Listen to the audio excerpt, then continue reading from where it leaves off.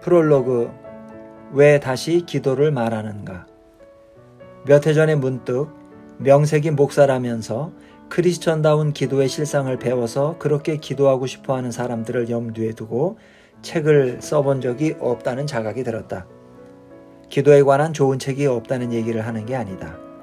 내가 쓰려는 이야기와는 비할 데 없이 지혜롭고 통찰력 있는 글들이 이미 수두룩하다. 기도를 가르치는 가장 훌륭한 책은 이미 나와 있다. 하지만 그처럼 근사한 책들은 옛말로 쓰여 요즘 독자들이 쉽게 다가가기 어려운 면이 있다. 뿐만 아니라 대부분 신학적인 쪽으로 흐르거나 예배 의식용이거나 실천적인 면에 집중할 따름이며 신학적이면서 경험적인 동시에 방법론적으로 접근하는 경우는 좀처럼 찾아보기 어렵다. 기도의 핵심을 짚는 글이라면 그 세 가지를 모두 아울러야 마땅하지 않겠는가. 게다가 고전으로 꼽히는 기도 관련 서적들은 상당 부분을 할애해서 영적으로 별 도움이 되지 않거나 심지어 해롭기까지 한 당대 관습들을 독자들에게 주문하기 십상이다. 그런 부류의 주의사항들은 제각기 다른 시대와 세대를 사는 독자들에 맞춰 업그레이드할 필요가 있다. 기도를 다루는 이 시대의 필자들은 대체로 두 가지 접근법 가운데 하나를 택한다. 하나의 접근법은 기도를 하나님의 사랑을 체험하고 그분과 하나됨을 경험하는 수단으로 강조하는 것이다. 이런 책들은 평안한 삶과 주 안에서 지속적으로 누리는 안식을 약속한다. 이런 필자들은 자주 하나님의 임재 안에 안기는 느낌을 받았다고 간증한다. 다른 접근법은 기도의 핵심은 내적인 평안이 아니라 하나님 나라를 실현하라는 부르심에 있다고 주장한다. 기도를 통상적으로 하나님이 곁에 계심을 분명히 인식하지 못하는 상태에서 벌이는 일종의 씨름으로 간주하는 것이다. 오스틴 펠프스가 쓴 응답받는 기도 원리도 그 범주에 속한다. 저자는 많은 크리스천들이 하나님의 임재를 느끼지 못하는 상태에서 기도를 하며 웬만해서는 주님의 실제를 경험할 수 없다는 전제를 깔고 이야기를 시작한다. 도널드 블래쉬의 기도의 씨름도 같은 입장을 보인다. 저자는 이른바 기독교 신비주의를 맹렬하게 비판한다. 기도의 궁극적인 목표가 하나님과 개인적으로 나누는 인격적인 교제라는 가르침을 배격하고 그런 발상이야말로 기도를 속속들이 이기적인 행위로 만들 뿐이라고 지적한다. 블래쉬의 관점에서 볼 때 기도의 지상 목표는 평화로운 자아 성찰이 아니라 하나님 나라가 이 세상과 저마다의 삶 가운데 실현되기를 간절히 요청하는 뜨거운 간구다. 그는 자기 존재를 묵상하는 것이 아니라 하나님의 뜻에 순종하는 데 궁극적인 기도의 목적이 있다고 말하면서 기도는 내면의 상태가 아니라 하나님이 세우신 목적에 따르는 것을 지향한다고 역설했다. 이 두 가지 관점, 편의상 교제 중심과 하나님 나라 중심으로 분류해서 부르기로 하겠다. 이 두 가지 관점에서 어떤 사실을 유추할 수 있는가? 이들은 크리스천의 실질적인 경험을 반영한다. 그 중에는 하나님을 향한 감정이 움직이지 않거나 단 몇 분만 지나도 잡생각이 들어서 도무지 기도에 집중하지 못하는 이들이 있는가 하면 자주 하나님의 임재를 경험하는 이들도 있다. 이런 사실에 비춰보면 서로 다른 시각의 차가 생기는 까닭을 부분적으로나마 이해할 수 있다. 하지만 신학적인 차이도 중요한 역할을 한다. 블래쉬는 하나님 말씀에 근거해서 복음의 약속을 믿는 믿음을 통해 구원을 받는다는 프로테스탄트 신앙보다 거룩한 은총이 세례와 미사를 통해 임한다고 믿는 가톨릭 쪽이 신비적인 기도에 더 어울린다고 주장한다. 어느 쪽 기도관이 더 나은가? 평화로운 경배와 적극적인 간구 가운데 어느 편이 최상의 기도 형태인가? 꼭 하나를 택해야만 한다면 누구도 쉽게 답하지 못할 질문이다. 기도란 만남인가 간구인가? 도움을 얻으려면 먼저 영감이 넘치는 기도책인 시편을 살펴보아야 한다. 시편은 두 가지 기도 경험을 모두 볼 수 있기 때문이다. 27편, 63편, 84편, 131편 그리고 한결같이 할렐루야로 시작하는 146편에서 150편과 같은 시편들은 하나님을 경배하며 교제하는 기도를 보여준다. 시편 27편 4절에서 다윗은 여호와께 바라는 일 한 가지를 구한다면서 여호와의 아름다움을 바라보며 그의 성전에서 사모하는 그것이라 라고 했다. 물론 다른 일들을 위해서도 기도를 드렸지만 적어도 하나님의 임재를 아는 것보다 더 귀한 일은 없다는 사실을 분명히 밝히는 것이다. 그러기에 다윗은 이렇게 말한다. 하나님이여 주는 나의 하나님이시라.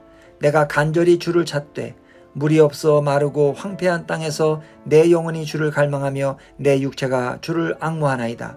내가 주의 권능과 영광을 보기 위하여 이와 같이 성소에서 주를 바라보았나이다. 주의 인자하심이 생명보다 나음으로 내 입술이 주를 찬양할 것이라. 하나님의 임재 안에서 주님을 찬양하면서 다윗은 고백한다. 기름진 것을 먹음과 같이 나의 영혼이 만족할 것이라. 하나님과의 교제를 여실히 보여주는 대목이다. 하지만 시편에는 불평하고 도와달라고 부르짖고 세상에 거룩한 권능을 보여주시기를 요청하는 노래도 있다. 어쩌면 이런 기도가 더 많을지도 모른다.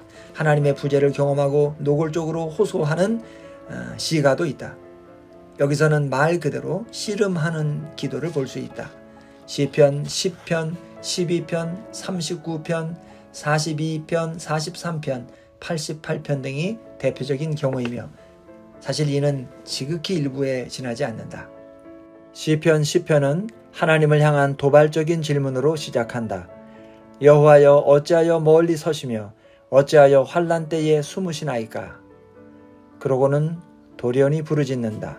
여호와여 일어나옵소서. 하나님이여 손을 드시옵소서. 가난한 자들을 잊지 마옵소서. 시편 기자는 이 땅의 정의를 실현해 주시기를 주님께 강력하게 요구한다. 하나님 나라 중심 기도라는 씨름 시합의 전형적인 모습이다. 예배의식에 쓰이는 시편 찬송은 교제를 청하는 기도와 하나님 나라를 구하는 기도를 모두 채택하고 있다. 실제로 성경에 기록된 기도를 살피는 차원을 넘어서 성경이 가르치는 기도 신학도 돌아보아야 한다. 다시 말해 하나님과 피조물인 인간을 돌아보며 무엇이 기도를 가능케 하는지 짚어야 한다는 뜻이다. 비록 우리 자신에게는 그만한 자격이 없을지라도 성경은 예수 그리스도가 친히 중보자가 되심으로 과감히 거룩한 보좌 앞에 나아가 필요를 채워주시기를 간구할 수 있다고 말한다. 또한 하나님이 스스로 성령님을 통해 우리 가운데 머무시며 기도를 도우셔서 이 땅에 사는 동안에도 믿음으로 그리스도의 영광을 바라보며 묵상할 수 있다고 한다. 성경은 이처럼 양쪽 교제 중심과 하나님 나라 중심 기도를 신학적으로 뒷받침한다. 조금만 꼼꼼히 살펴보면 이 두 종류의 기도가 상반되지 않으며 별도의 범주도 아님을 금방 알 수 있다. 하나님을 향한 경배는 간구로 가득 차기 마련이다. 하나님을 찬양한다는 것은 이름이 거룩히 여김을 받으시기를 기도한다는 의미다. 또한 세상에 주님의 영광을 나타내 보이셔서 온 땅이 그분을 하나님으로 높이게 해주시기를 요청한다는 말이기도 하다. 경배가 간구를 포함하듯 하나님 나라를 구하는 기도 또한 주님을 알고자 하는 간구를 아우른다. 웨스트민스터 소열의 문답은 인간의 존재의 이유를 하나님을 영화롭게 하며 영원토록 그분을 즐거워하는 것이라고 단언한다. 이 유명한 문장은 하나님 나라를 구하는 기도와 교제하는 기도를 모두 보여준다. 하나님을 영화롭게 하며 그분을 즐거워하는 두 가지 일이 늘 동시에 벌어지는 것은 아니지만 결국 그 본질이 하나임은 틀림없다. 하나님 나라가 임하기를 기도할지라도 그분의 실제가 온 삶을 통틀어 가장 큰 기쁨이 되지 못한다면 참으로 하나님을 영화롭게 하는 것이 아니다. 마지막으로 어거스틴이나 마르틴 루터, 장 칼뱅 같은 지난 시대의 여러 위대한 작가들이 쓴 기도 관련 서적을 살펴보면 어느 한쪽에 완전히 치우치는 경우가 없다는 것을 알 수 있다. 뛰어난 가톨릭 신학자인 폰 발타사르마저도 신비적이고 관상적인 기도 전례에 균형이 필요하다고 주장했을 정도다. 기도가 지나치게 내면으로 기우는 것을 경계하면서 그는 관상기도는 자아 성찰이 되어서는 안 되며 오히려 나 자신이 아니라 하나님 말씀에 경건한 마음으로 주의를 기울이는 행위가 되어야 한다고 말했다. 의무를 지나 기쁨에 이르는 길. 그렇다면 어디를 출발점으로 삼아야 할까? 주님과 개인적인 교제를 나누는 자세와 세상에 하나님 나라가 확장되기를 추구하는 마음가짐 사이의 어느 한 지점에다가 기도를 무리하게 끼워 넣는 것은 바람직스럽지 않다. 둘이 한데 어우러진 기도여야 한다. 그 둘이 한데 어우러진 기도라면 교제는 침묵 가운데 신비로운 깨달음을 얻는 체험에 그치지 않으며 간구 역시 중언부언해서 하나님의 관심을 끄는 방편으로 전락하는 일이 없을 것이다. 이 책에서 기도란 하나님과 나누는 대화인 동시에 만남이라는 사실에 초점을 맞추려 한다. 대화와 만남이라는 개념은 기도의 의미를 분명히 하는 동시에 기도 생활에 깊이를 더해준다. 찬양과 고백, 감사와 간구로 이어지는 전통적인 형태의 기도는 신령한 경험일 뿐 아니라 실천적인 관습이기도 하다. 하나님의 영광을 찬양하며 경외감에 사로잡히고 거룩한 은혜 가운데 친밀한 관계를 의식하고 씨름하며 주님의 도우심을 구해야 한다. 모두가 하나님의 임재라는 영적인 현실로 이끄는 요소들이다. 기도할 때마다 그런 일이 일어나는 것은 아니지만 모두 인생길을 마칠 때까지 드려야 할 기도의 주 요소라는 점만큼은 분명하다. J.I. 패커가 쓴 기도에 관한 책에는 이 모든 내용을 멋지게 함축하는 부제가 붙어 있다. 의무를 지나 기쁨에 이르는 길 찾기. 기도란 그런 여정이다.